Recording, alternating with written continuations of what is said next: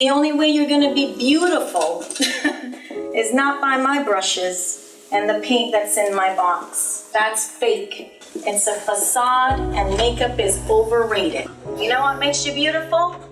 A clean heart and a forgiving soul. And somebody who says, yes, I'm bruised, but the minute you start to forgive, because you know what forgiveness does? It's not for the next person, it's for you. So let me give you a piece of makeup tip.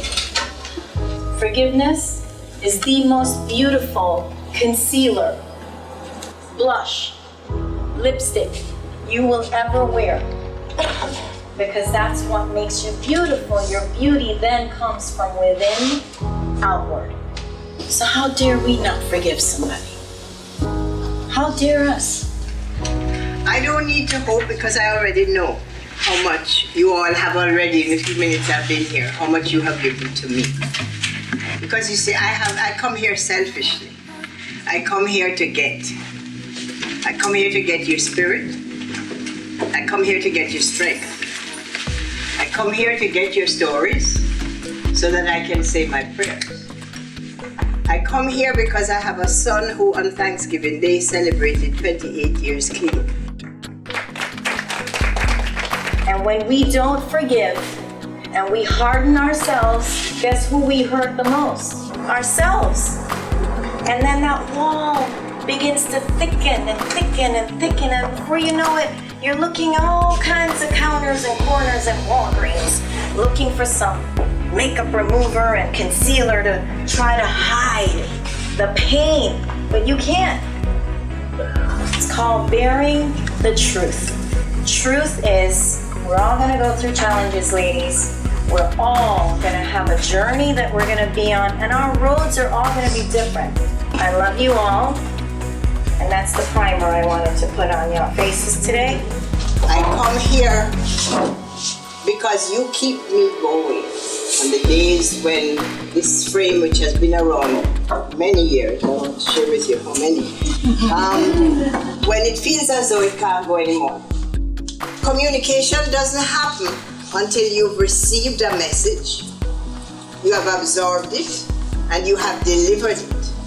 My son, after 28 years, says to me, Mom, it isn't that I was an addict.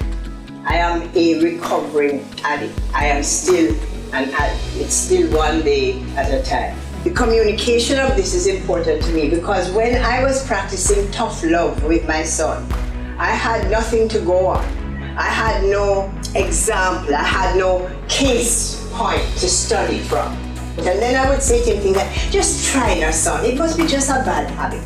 Let's just try and break the habit. You know, like biting your fingernails. So when I say this to you today, I'm communicating what some of your parents may have lived through. Some of your parents may have said to you, what is this thing that you have brought to us? I don't understand it. I don't have any place in my head to process it. I get back the reinforcement that what I did back then was the right thing. My son says I saved his life. I don't know, sometimes I think he saved mine.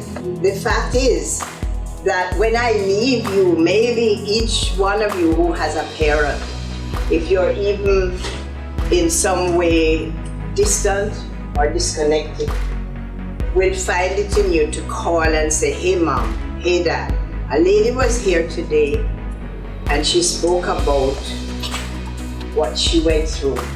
And I just want you to know that I understand a little bit better, maybe. I know you haven't gotten there yet, but I just want you to know that you're here today. The end of the book says you're going to be all right.